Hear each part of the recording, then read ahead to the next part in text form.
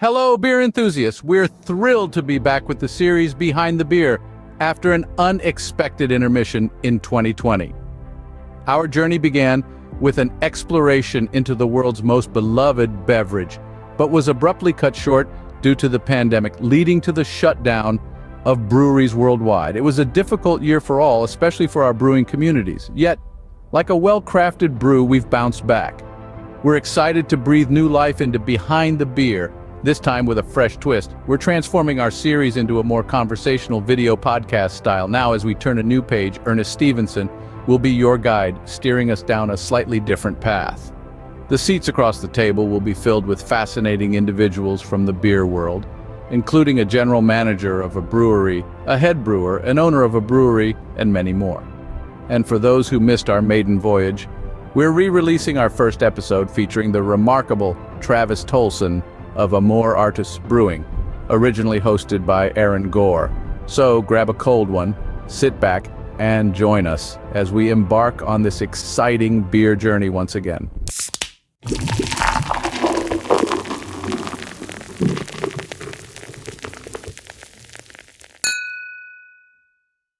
Welcome to Behind the Beer, where we introduce you to the people that make beer happen. I'm Aaron Gore, and I'm here with Travis Tolson from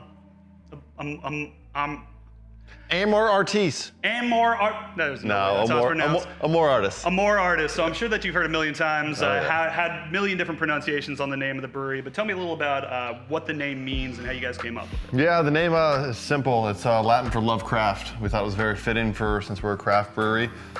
We came up with the name because we originally were going to go for Fort Mill Brewing Company.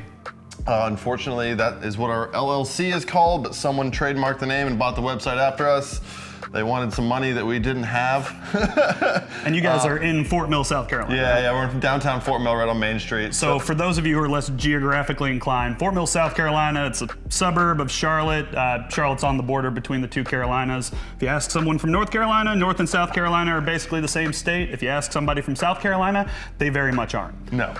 So, Amor Artis, Fort Mill, South Carolina, but this isn't really how you got your start in beer. I mean, you got a pretty big background in the industry. You've been doing this for a few years. Tell me a little about how you kind of got started and really what got you into beer in the first place. Yeah, I got started. I've always been big into craft beer drinking, and me and my wife, we got stationed upstate New York. She was in the Coast Guard, and some of her shipmates were homebrewing at the time. And so I started to homebrew with them and kind of just fell in love with it. We ended up getting stationed in Kodiak, Alaska, of all places, where... Wow, way up there. Yeah. So at the time I was a financial advisor. There wasn't a lot of financial jobs up there. So I looked at her and I said, do you care if I kind of get a BS job for a couple of years since we have no kids or anything? And she said, go for it. Well, I applied... Cheers to your lovely wife, by the way, for allowing us to right behind the enjoy camera. this. I wish but yeah, so I didn't take a sip. Yeah, you have to take a sip. If you're going to cheers, you have to take a sip. Sorry about that there. It's reflecting poorly on the brewery. So I applied at a bike shop there that wasn't hiring because I was big into road bike at the time, and then I applied at the brewery, and the brewery happened to be hiring. They were expanding from a 2,500 square foot facility to a 9,000 square foot facility, and the head brewer at the time was from North Carolina. He was from Small Raleigh. world. So when I walked in to apply, I actually had a South Carolina, like the state flag, the palmetto tree with the, I had that on. He's like, South Carolina, huh? I was like, yeah, how'd you know that? And he's like, I'm from North Carolina. So we kind of hit it off right away. And I just slowly moved myself into the brewing process and eventually took over the place, ran it for a couple of years.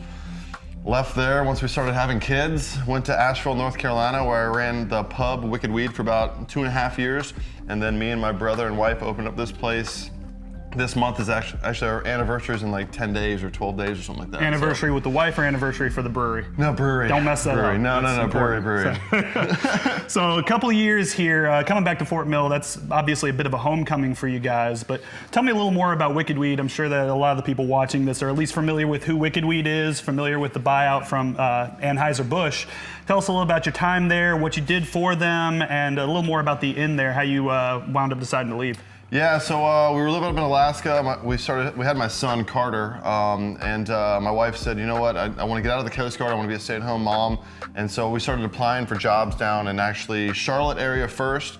No one was really hiring for a brewing position, and we always vacationed to Asheville and loved it, and said, you know what, if we have an opportunity to live there, let's go for it. So I looked on probrewer.com, and we actually found Wicked Weed had a post on there. I'd been there once when we had vacation for Christmas one time. It was right when the Funkatorium opened up, but I didn't know anything about them. So I applied for the job. I did a phone interview, did a Skype interview, and they actually hired me on as just a shift brewer at the pub. I got hired onto the pub. Within 3 months, they put me in as lead brewer.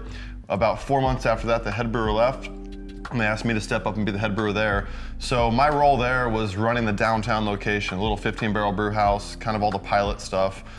We did about 8,000 barrels of beer out of there. So we brewed all the sour wort and then did all the clean side beers. We had 27 beers on tap at all times, and my job was to maintain the taps and maintain the actual brewing schedule. No pressure in one of the fastest growing breweries in the country at the time. Never. Yeah, it was awesome, man. That company taught me. We would not be where we're at today without them. The way they led the management, the way they trained their employees and led their employees and were leaders was just absolutely amazing. The Guthys, who were the main owners of it, Rick Guthie, he's a mentor of mine. I mean, again, he knew my wife's name, he knew my kid's name. They shut down once a quarter. It was a really good company to work for, and we kind of run our company similar as far as just treating our staff the way that we want to be treated. Nice. So yeah. The golden rule of beer. Yeah. So, and then me and my brother, when I got hired on there, I immediately contacted my brother, who was living in Charleston at the time. He was pretty unhappy with his career. He worked for a printing company, and had been there for about 10 years and was just not happy. And I'd been in the beer industry now for 4 or 5 years. I saw where it was going. I loved my job, and I said to him, I was like, I think I'm going to learn a ton here, man. I think we should open up our own spot. And so we started looking, and we actually originally had a letter of intent in Winston-Salem. Then some family stuff happened with my dad battling cancer and my stepmom passing away. And we came down to Fort Mill, where we grew up, and saw what Main Street was happening. They were selling some buildings and some revitalization was going on. And so we got a hold of this building. Next thing you know, about 15 months later, we opened up the brewery in January of 2018, brewed our first batch of beer on January 1st, and here we are today. Nice. So it's definitely a change of pace from Asheville, I'm sure. Yeah. Asheville, one of the most craft accepting places you're ever going to go on earth. Something like 40 breweries for a relatively small city. Have you seen many changes in just the attitudes and things that you've had to unique challenges that you faced coming to Fort Mill and coming to a small area that has not really had a downtown brewery ever? Yeah, I think Fort Mill, they were really good with us opening shop here. There was no true complaints. I think that once we opened up, after a couple of months, they saw that it wasn't going to be the typical old school dive bar, people getting wasted, people stumbling in the streets. That's not what we're doing here today? Probably shouldn't have started drinking at 8 a.m., guys. I think that a lot of people had that mindset, but then once we opened and saw that it wasn't that, they were more open to us. So I don't want to say the first couple of months was a struggle, but it was definitely just breaking that barrier. Teaching them about craft. Yeah, now that we've broken it, we throw, we call them Main Street Jams. We throw usually 3 or 4 of those a year where we shut down the street. We have beer sales out in the street. We get vendors out here. We have live music. And I did participate in the Oktoberfest one and got absolutely killed by you in the Stein holding contest. So, I've got a strong shoulder, what can I say? Yeah, carrying grain bags is a little easier than carrying whatever it is I do with my day. Pints. So yeah, let's roll with that. So it sounds like you guys have really had some success in converting Fort Mill to really understanding what you guys are about. Have there been any unique challenges as you've gone along and really dealing with that small town mentality and convincing them not only what you're all about, but particular styles, getting them to open up their mind a little bit on beer? No, I'll have to be honest with you. I'd say no. The community, Fort Mill needed this, and we just happened to be the people that did it. And I had the background to be able to do it successfully, which has worked out for everyone's benefit, I think. I really think that, as far as styles go, there's a lot of styles that I didn't think were going to be as popular as they are, and there's some styles that I thought were going to be more popular than they are. But for the most part, we do so many different beers here. We use a lot of local ingredients. We tie the community into our product too a lot by going out and foraging and just using local stuff, which is, I don't want to say it's unique, but we pride ourselves on it. We actually, on all of our products, when we do descriptions, we put % local Carolina. So that's North Carolina, South Carolina. We try to get as many local ingredients as possible. All of our base malts are from Carolina Malt House. Represent them. Henry, what's up, dude?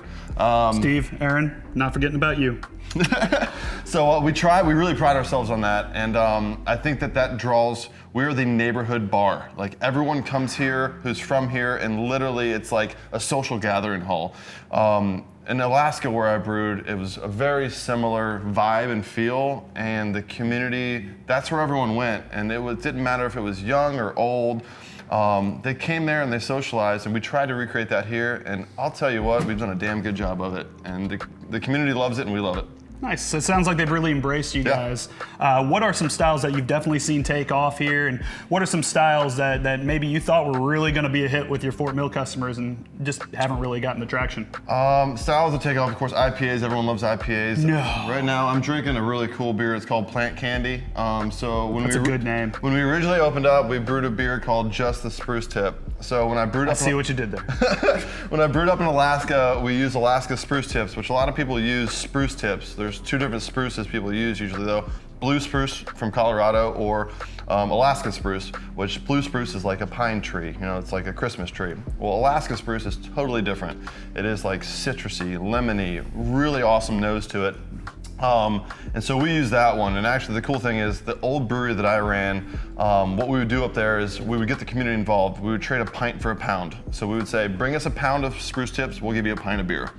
So every year they actually mail me fresh spruce tips. This year we got 200 pounds, the year before we got 150 pounds. Do you have to give out many pints? We don't, because we buy them. So he gives out free pints and I pay $7 a pound for spruce tips. Genius. But he overnights them here. I go to Raleigh, we pick them up, we drive them down here, we throw them in the freezer. And so we were brewing just the spruce tip for the first year and a half we were open. Every 4 or 5 months we'd brew it. And we found that people would see the name and they'd be like, oh, it's spruce. They thought spruce, like a Christmas tree. Yeah. So we said, you know what, let's change the name up and let's change the recipe up, make it a true IPA versus a pale ale. And so we came up with Plant Candy because plant, of course, hops, grain, all that stuff is from a plant, and it smells and tastes like candy. I'm kind of, I don't want to taste it. Yeah, go for Cheers, it, man. guys. It's awesome, man. It turned out really well.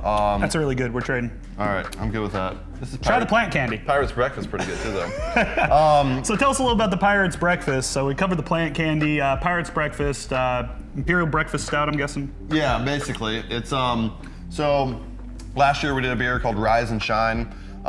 We did barrel-aged coffee beans that were in rye barrels, and then an Imperial Stout, and then we infused that with it.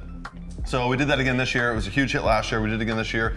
We said, what's something different we can do? Because it tastes like a barrel-aged beer, but it's only the coffee beans are barrel-aged. Which again, I don't know anyone else who's really doing that. I'm sure there are some people, but we're the first in Fort Mill. How about that? We're actually the only in Fort Mill. Very narrow superlative, but we're gonna roll with it. So we worked with Javesto Coffee Roasters that are right there by Carowinds Boulevard. They're a Charlotte-based company too. Means they're close for Really anybody close. who's not from the area. They have a rum barrel-aged coffee bean from Muddy River up in Belmont, and so we used that one, and we came up with the name Pirate's Breakfast because rum, pirates, you know, it's kind of funny. So this one is a rum barrel-aged coffee bean and an Imperial Stout with cocoa nibs. We use cocoa nibs from French Broad Chocolate up in Asheville. I've had a relationship with those guys for 5 years now, so we pulled them down here a little bit to give them a little love too, so yeah. All delicious. And then with beers like these, I've really started to see you guys take off even just beyond Fort Mill. I know you started just focusing on the local, but I've been as far away as Charleston, seeing your guys' beer popping up in bars left and right. So tell me a little about your growth strategy and how you guys are able to capture new customers who might not have that hometown appeal that the people right here in Fort Mill and Rock Hill have. Yeah, if you would have told me 2 years ago we'd be doing what we're doing here now, I probably would have laughed at you. I'm a firm believer in never say never.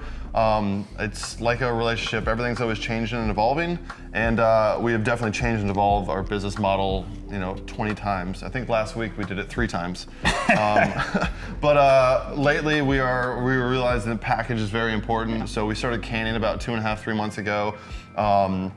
And we think that that's just a great way to showcase what we can do. The community was wanting to see us in some of the grocery stores when they're out grocery shopping. They'd love to be able to pick up a 4-pack.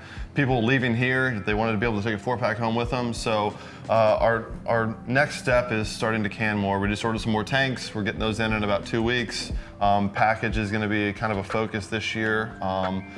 So where are you going to put these tanks? Because I've seen your brew house and it's it's tight. They are packing as much as they can into that space. So we're redesigning the brew area a little bit. We're moving the brew house. We always have to take out windows and get a boom forklift to put tanks in. This will be the 5th time we've had to do that. Shout out to Rock Hill Glass. You guys are awesome. Maybe a free one this time? No? Okay, cool. Or a sponsorship. Sponsorship, there we go, there we go. I'll wear a t-shirt that says Rock Hill Glass for a free glass removal. And you gotta put it back too, though. So yeah, it's, again, we wanna keep progressing and finding new things and brewing different styles of beers and getting people interested in stuff like that, and focusing on, we focus on the core here, but we do distribute outside of here.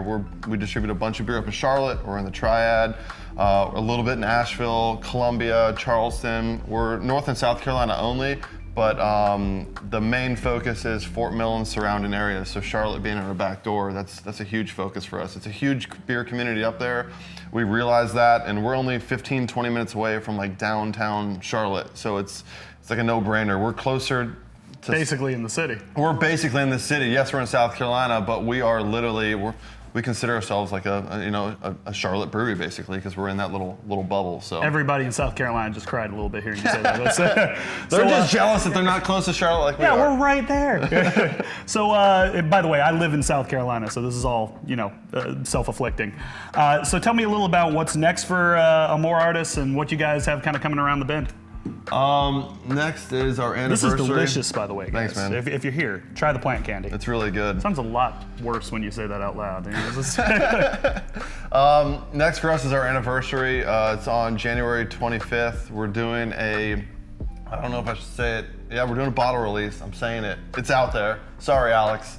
We're releasing our 2019 Springs Farm Blackberry You heard it here Sour. first. Breaking news. This just in. We work at Springs Farm. It's a local farm right here in Fort Mill, South Carolina. We get 90% of our fruit comes from them.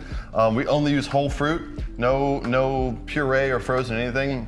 So we get blackberries, peaches, strawberries, watermelons, cantaloupes, all from them. This is a blackberry sour. This is one of our prized sour beers that we do. And it is bottle conditioned. We're releasing it on the anniversary date at 11 a.m. So we're excited about that. But then rather than that, we've just got a lot of sour beer in the works right now. And then cans, like I said, cans is gonna be a big focus for the surrounding area, being able to get our name out there a little bit more and have people be able to go to different places and pick up 4-packs and stuff like that. Being kegs only, it's a little difficult. Like once you do events, people want to get your beer to go, and they don't have that option. Now they're gonna have that option, which is pretty neat. Nice. Well, appreciate you coming on, Trav. It was great talking to you as always. Appreciate the beer most of all, but cheers, buddy. And cheers, guys.